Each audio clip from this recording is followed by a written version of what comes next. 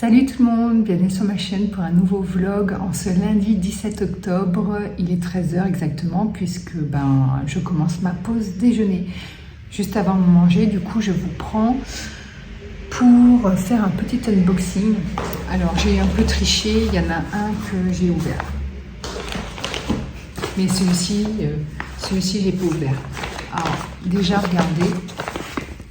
Merci. C'est trop mignon comme petit autocollant et ça vient de la boutique Piketty Booking puisque pour la première fois en je sais pas combien d'années que je la suis, j'ai enfin réussi à lui commander quelque chose sur son shop. C'était pas gagné, mais j'ai fini par y arriver et même pas en me pressant en plus. Ouais, je sais ce que c'est, bien évidemment.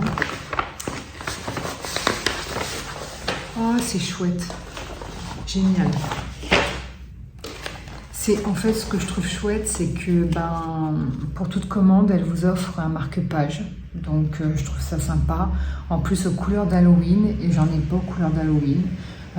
Malgré les centaines de marque-pages que je possède, j'en ai pas aux couleurs d'Halloween. Donc ça c'est vraiment chouette. Merci pour votre achat offert par Piketty Shop.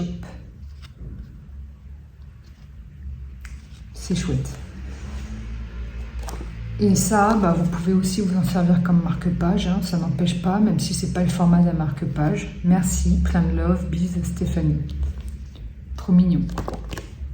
Et donc, la beauté. Donc c'est pour format broché, aux couleurs d'Halloween, avec un manoir hanté et une jolie couleur rouge-orangé. Je pensais vraiment que ça allait être du orange tapant, mais non, c'est plus rouge orangé. Mais nickel. Matelassé. J'adore. Puis voilà. Super, donc je vais pouvoir l'utiliser dès maintenant. Et l'autre colis, je sais également ce que c'est, hein, puisque c'est moi qui les ai achetés. Et ça, c'est un livre que vous avez vu tourner sur YouTube récemment. L'édition collector de La vie invisible d'Adi Larue de Vie et Schwab aux éditions Lumen, puisque Lumen se met également à sortir des éditions collector. Donc ça, c'est génial. On s'anglophonise, je vous le dis. Regardez-moi. N'est-ce pas magnifique? Page noire, avec les petites étoiles filantes. Alors, je ne sais pas ce qu'ils ont mis comme blister, mais il est indéchirable. Et voilà. C'est magnifique. Donc, je vous l'avais présenté en édition brochée standard, qui était déjà très beau et magnifique. Et j'ai pas pu m'en empêcher, alors que je ne l'ai même pas lu, je ne sais même pas s'il va me plaire, d'acheter l'édition collector. Autant vous dire que le brochet est parti direct sur mon Vinted. Et à l'heure où je vous parle, il est déjà vendu. Hop, donc je vous montre. Vous voyez. Et ça, c'était la couverture de la version brochée que je trouvais magnifique. Ils l'ont reprise, donc je trouve ça chouette.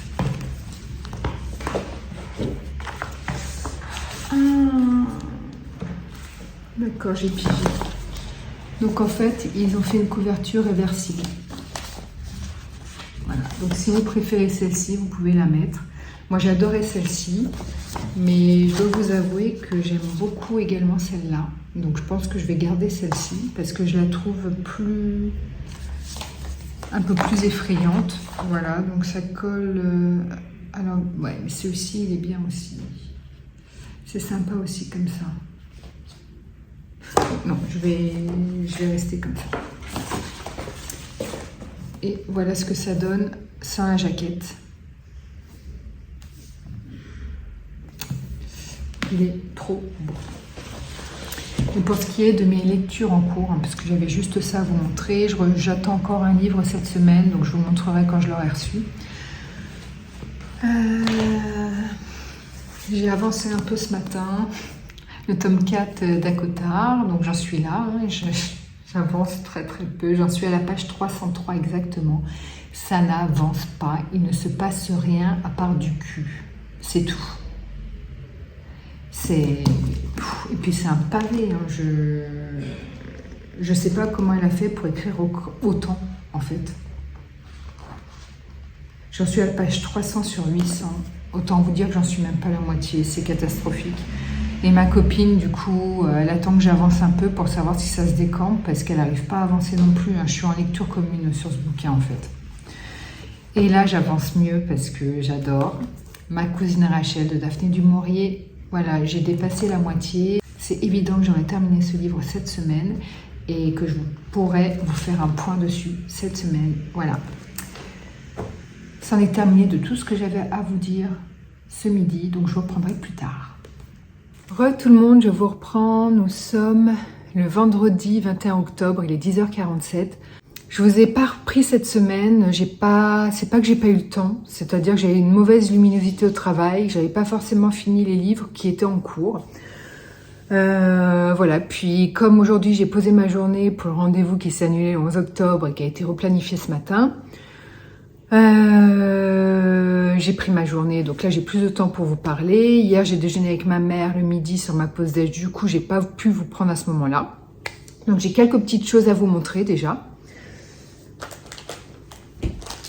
J'ai reçu un collector cette semaine, super lourd. La passeuse de mots de Alric et Jennifer Twice. C'est le tome 1 aux éditions Hachette. Donc c'est un livre que j'ai lu cet été, que j'ai bien aimé et qui est sorti en édition collector. Du coup, je l'ai pris.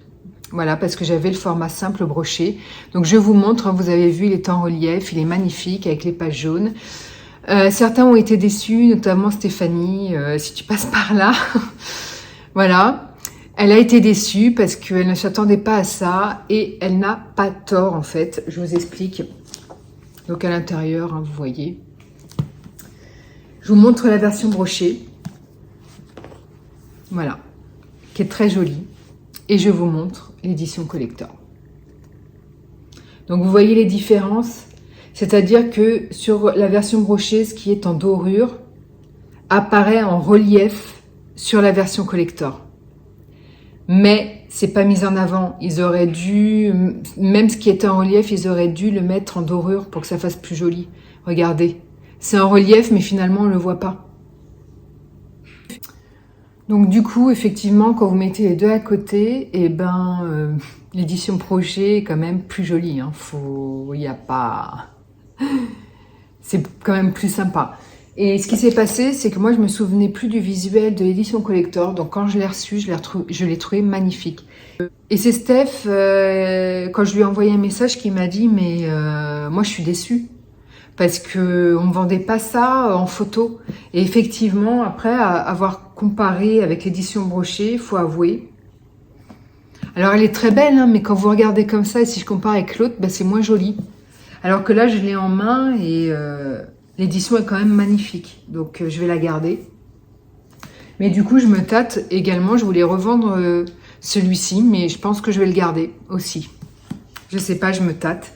Parce que là, il n'y a que le tome 1 qui est sorti. Est-ce qu'ils vont faire les autres volumes en édition collector? J'aimerais bien parce que franchement, ils abusent. À chaque fois, c'est pareil. Les formats des éditions collector sont toujours plus grandes que... les formats brochés, ça m'énerve. Donc j'espère que les autres vont sortir. Et le deuxième achat que j'ai reçu cette semaine, qui est magnifique.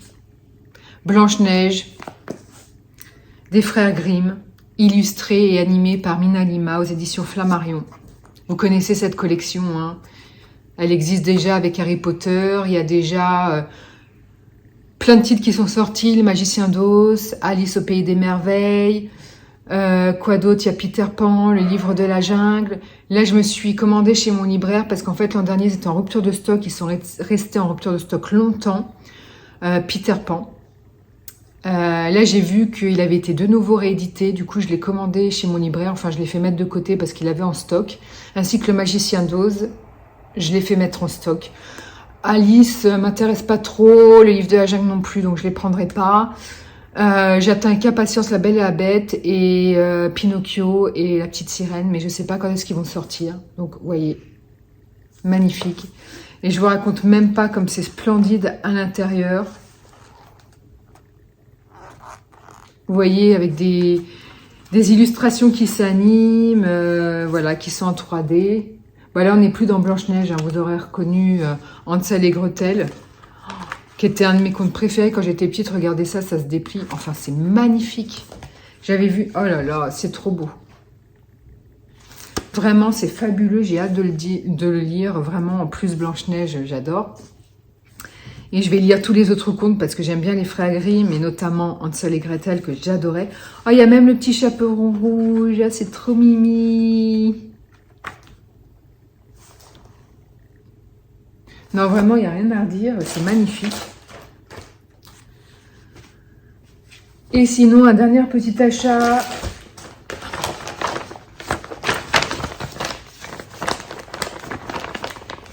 Et oui, encore une pochette à livres de chez My Books Creations. Voilà, je vous ai déjà montré une pochette à livres que je venais d'acheter sur la boutique Piketty Bookin aux couleurs d'Halloween, comme Halloween approche. Mais bon, au moment où vous regarderez cette vidéo, ce sera passé, je suppose, où on sera en plein dedans.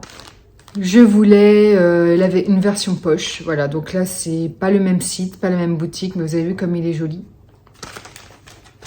Et là, on voit bien que c'est pour Halloween. Donc, je vais m'en servir tout de suite. Et sinon, un point lecture, parce que cette semaine, j'ai terminé un bouquin. Ma cousine Rachel de Daphné du Maurier, que j'ai adoré, c'est un coup de cœur. Donc on va suivre Ambroise et Philippe qui vivent ensemble dans une sorte de manoir. Hein. Ils sont riches. Voilà, c'est surtout Ambroise qui est riche parce que c'est l'oncle de Philippe. Philippe est orphelin, il a été recueilli par son oncle quand il était bébé, pour ainsi dire. Et du coup, Ambroise, qui ne s'est jamais marié, pour lui, Philippe, c'est toute sa vie. Hein. C'est l'enfant qu'il a jamais eu, blablabla. Bla, bla, bla. Donc, vous voyez un peu l'image, le portrait de famille. Ambroise est un grand voyageur, donc il voyage beaucoup. Et il va faire un séjour en Italie. Et il va correspondre avec Philippe, qui est resté au domaine. Et un jour, dans sa lettre, dans une de ses lettres, il va annoncer à Philippe qu'il s'est marié avec une Italienne, puisqu'il séjournait là-bas en Italie. Donc, Philippe va en éprouver de la jalousie, parce que son oncle, c'est son oncle, mais il va vraiment trouver le mariage soudain. Et ils vont correspondre comme ça, et au fur et à mesure des correspondances de Ambroise, on sent que il se passe quelque chose. Il y a quelque chose vraiment qui ne va pas. Ambroise commence à être malade. Il a une maladie apparemment neurologique qui est héréditaire. Et ça pourrait être ça. Donc, ses correspondances sont un peu décousues. Et puis, il parle de comme quoi son mariage bat de l'aile. Voilà. Que la femme qu'il a épousée n'est pas celle qu'il a épousée, justement. Qu'elle change, qu'elle devient observatrice, qu'elle commence à fouiller dans ses affaires. Enfin, voilà, quelque chose de pas très beau. Et plus les correspondances vont être reçues par Philippe, plus celles-ci vont être inquiétantes. Jusqu'au moment où Ambroise va demander à Philippe de le rejoindre en Italie, et c'est ce que va faire Philippe. Oui, il s'appelle Philippe. Parce qu'il y a mon conjoint qui me regarde, oui, il s'appelle Philippe aussi, voilà. Là, je vous raconte juste les 10 premières pages. Hein. Donc, je vous raconte rien pour ainsi dire. Bon, Pimousse, c'est pas pour manger. Voilà, et c'est un coup de cœur parce que, bon, alors, je vous l'annonce, il se passe pas grand-chose dans un peu plus de la moitié du livre, parce que c'est du thriller psychologique, parce que comme le veut le thriller psychologique, tout est basé sur de la psychologie. En plus, là, on est clairement dans un huis clos, dans un thriller domestique, hein. Plus précisément. Mais je suis bluffée par les talents de l'autrice au niveau de la construction de ce thriller. Elle mise tout sur la psychologie Et vraiment, mais c'est un travail, c'est vraiment minutieux. La psychologie des persos est vraiment très fouillée, très travaillée. Vous vous y perdez. On parle de manipulation, et puis finalement, mais est-ce vraiment de la manipulation? Est-ce que cette personne finalement n'est pas sincère? Vous vous y perdez. Vraiment, l'autrice réussit avec maestria à vous retourner complètement le cerveau. Et c'est vraiment bluffant. Et je me suis vraiment beaucoup attachée au personnage de Philippe. Et j'éprouve beaucoup d'attachement pour ce personnage qui a vécu les choses avec passion. Et vraiment, ça m'a tordu les boyaux à la fin. Et j'ai vraiment apprécié ma lecture. C'était vraiment un régal. Donc le talent de l'autrice ici réside vraiment déjà dans l'écriture, mais également dans le travail psychologique qu'elle a fait. Ce qu'elle a mis en avant, parce que franchement, c'est pas simple d'écrire un huis clos, et quand même à réussir à vous retourner le cerveau. Et vous qui pensiez que il y avait vraiment beaucoup de manipulation, que c'était perfide, sournois, que voilà, le personnage était comme ça, vous doutez. Vous doutez, vous dites merde, mais non, c'est vraiment écrit avec beaucoup de justesse et de finesse. C'est vraiment très réaliste et j'ai vraiment beaucoup aimé ma lecture. Donc c'est mon 3e coup de cœur de l'année seulement.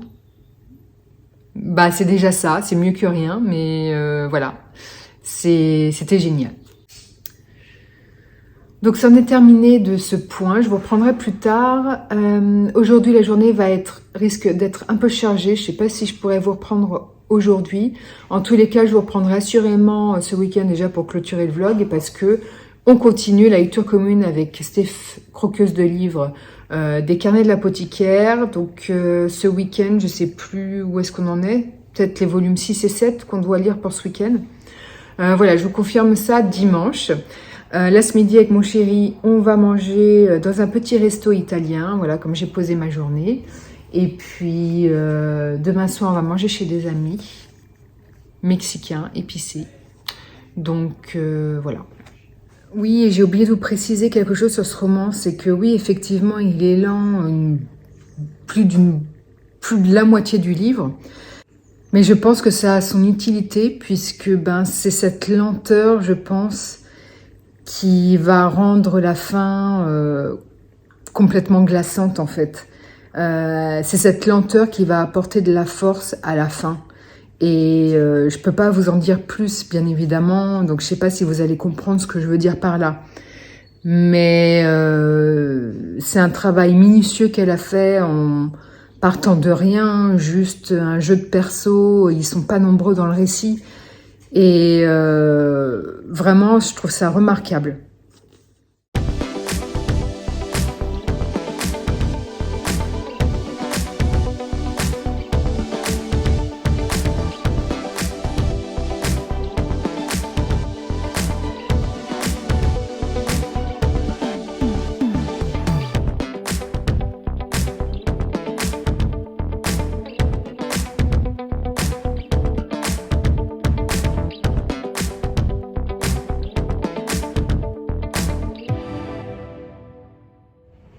Re tout le monde, je vous reprends, nous sommes le samedi 22 octobre, il est aux alentours de 15h, je crois qu'il est 14h50 exactement.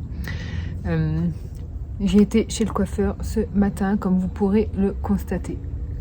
Voilà, ça donne un coup de frais, mes cheveux ont de nouveau une forme, en sachant que c'est pas simple quand vous avez les cheveux très fins, comme moi, mais voilà, j'aime bien. En plus ce soir on sort manger chez des amis, donc voilà. Je vais pouvoir m'arranger un petit peu. Sinon, ensuite, j'ai été faire mes courses et je me suis fait un petit cadeau. Voilà, comme le moral n'était pas très bon en ce moment, c'est pas un livre.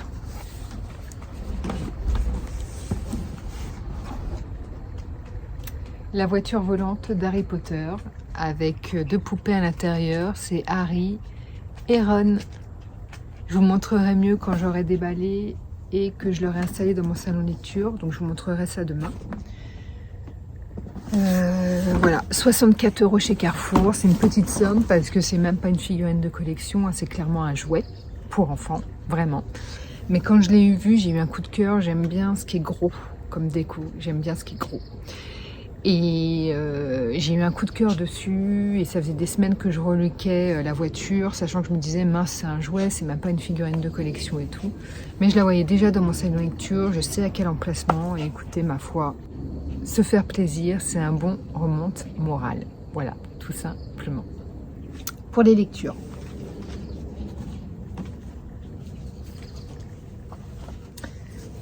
Sitôt reçu, sitôt lu. Alors j'ai pas complètement fini, j'en suis à la moitié, mais je peux vous en parler dès maintenant sans avoir à revenir dessus plus tard. Parce qu'en fait c'est un recueil de contes. Vous avez une bonne vingtaine de contes là-dedans, des frères Grimm. Je me demande même si c'est pas leur intégrale, je ne sais pas du tout. Mais vous avez énormément d'histoires. 1, 2, 3, 4, 5, 6, 7, 8, 9, 10, 11, 12, 13, 14, 15, 16, 17, 18, 19, 20. Voilà. C'est un recueil de 20 contes des frères Grimm. Et je suis partie sur une fausse idée. Vous voyez le titre, Blanche-Neige et autres contes de Grimm. Donc moi je pensais que l'histoire de Blanche-Neige, ça allait être un bon quart du bouquin, la moitié ou les 3/4, et ensuite quelques petits contes en plus, en bonus, pour compléter le bouquin.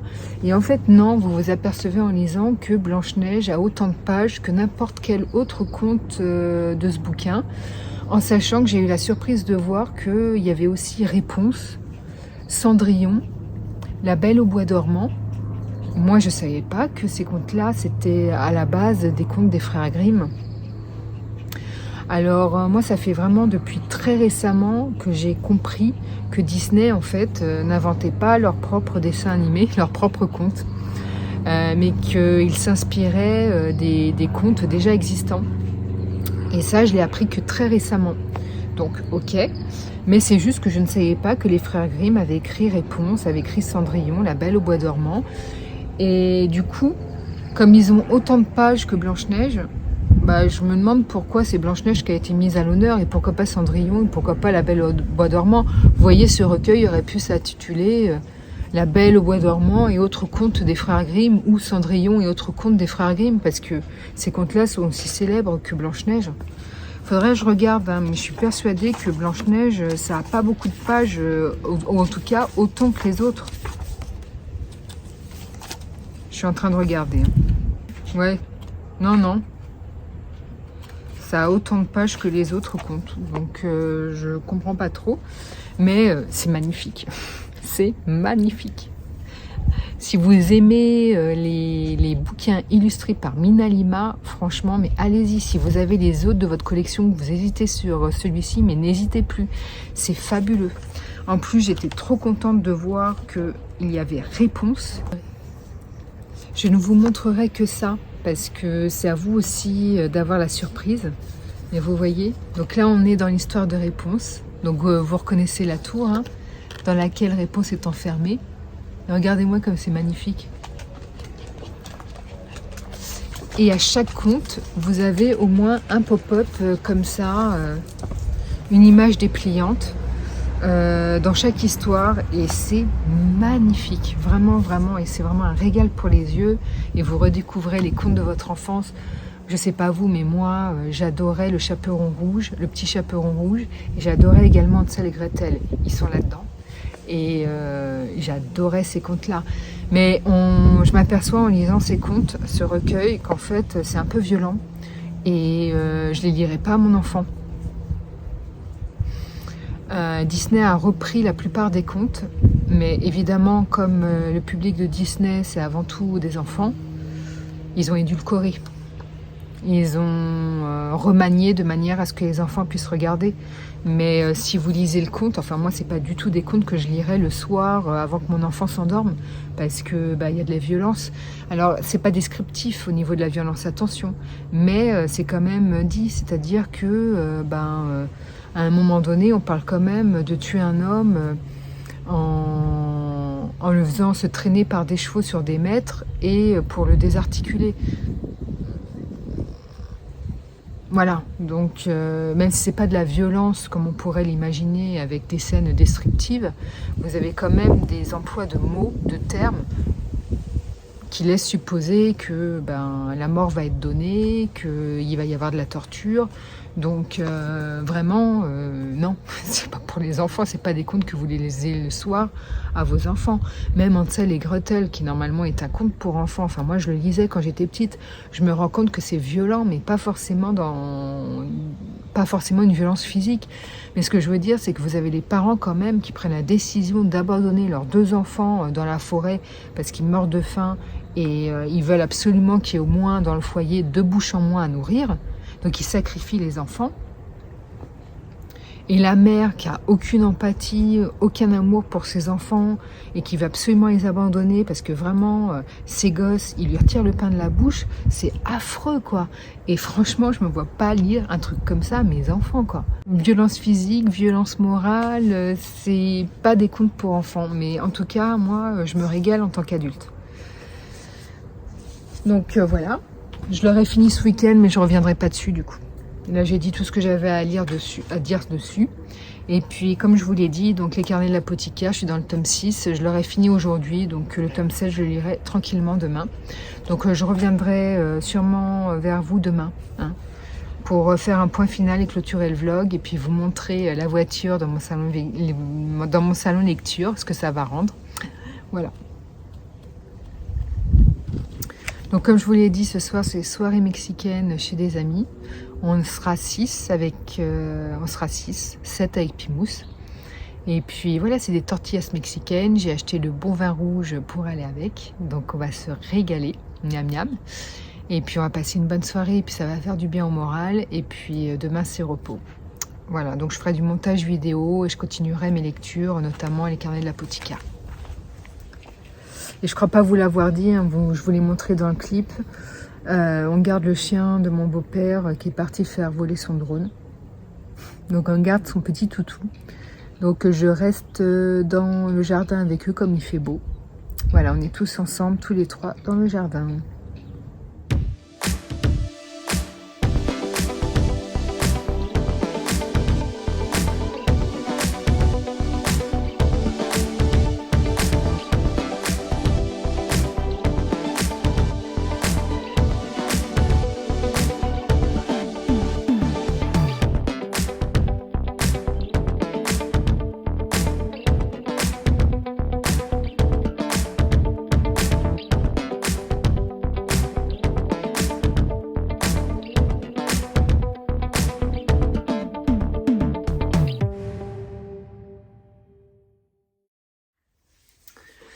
Je vous reprends, nous sommes le dimanche 23 octobre, il est presque 15 h. On s'est levé tard aujourd'hui parce que nous sommes rentrés à 3 h du matin. En fait, il était 2h40 du matin, mais on s'est couché à 3, donc on s'est levé ce matin à 10h30, 11 h. On n'a pas énormément dormi, mais on a bien dormi.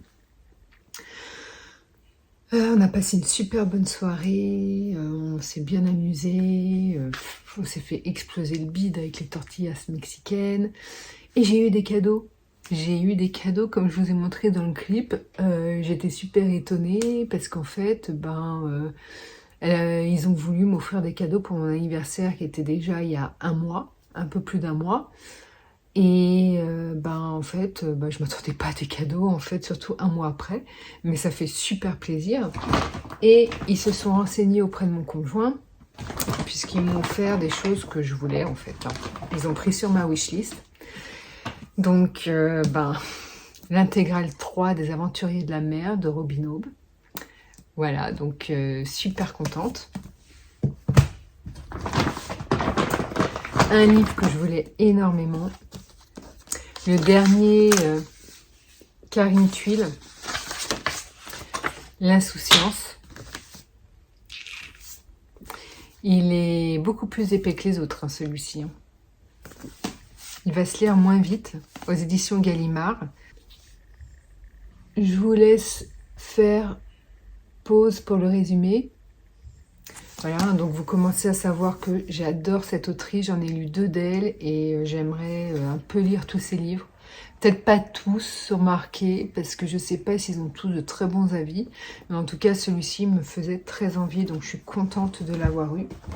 Et le dernier, c'est pas un livre, c'est un jeu de société, Lucky Numbers. C'est un jeu qui se joue entre amis, en apéro, je pense que c'est le jeu parfait pour ça. Vous avez un plateau, des chiffres. Pour moi, c'est un jeu qui se situe entre le sudoku et le loto. Voilà, parce que vous avez une planche de trèfle, vous piochez des trèfles numérotés, et ces trèfles numérotés, c'est à vous de les positionner sur votre planche, de manière à ce que ça suive un ordre croissant.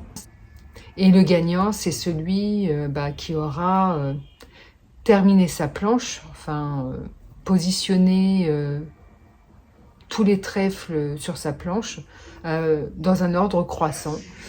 Donc je pense qu'en fait il y a une part de chance mais également une part de stratégie, dans le sens où quand vous tirez vos trèfles, il faut les placer de manière suffisamment intelligente pour pouvoir terminer votre planche le plus rapidement possible.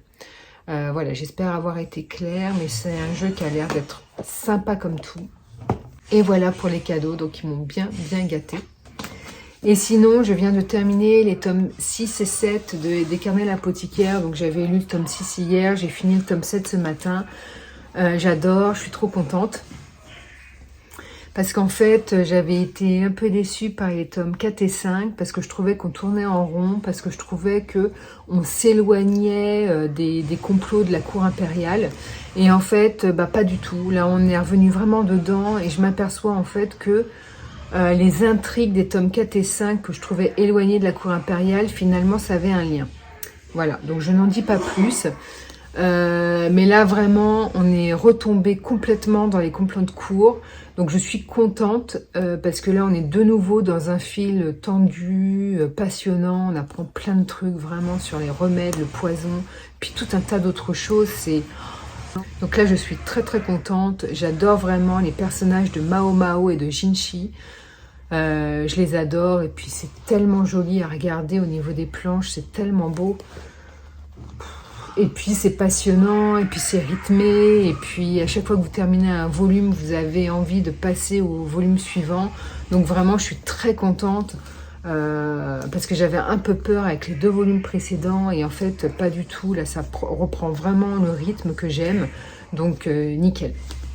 Et vous avez des rebondissements, plein de secrets à découvrir systématiquement. Enfin voilà, il y a plein de personnages qui ont un côté assez intriguant. Vous avez envie de creuser. Enfin, c'est vraiment un très beau manga. Donc je vais clôturer ce vlog ici, parce que j'aurai ce soir rien de plus à ajouter par rapport à ce dont je vous parle maintenant. Donc demain, je commence un nouveau vlog. Enfin, quand je dis demain, c'est demain pour moi. Pour vous, ce sera la semaine prochaine.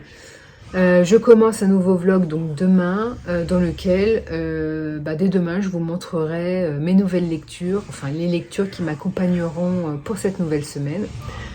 En attendant, j'espère que ce vlog vous aura plu. N'hésitez pas à liker, commenter, vous abonner si ce n'est pas déjà fait. Et sur ce, moi je vous dis à tout bientôt pour de nouvelles aventures livresques. Bye!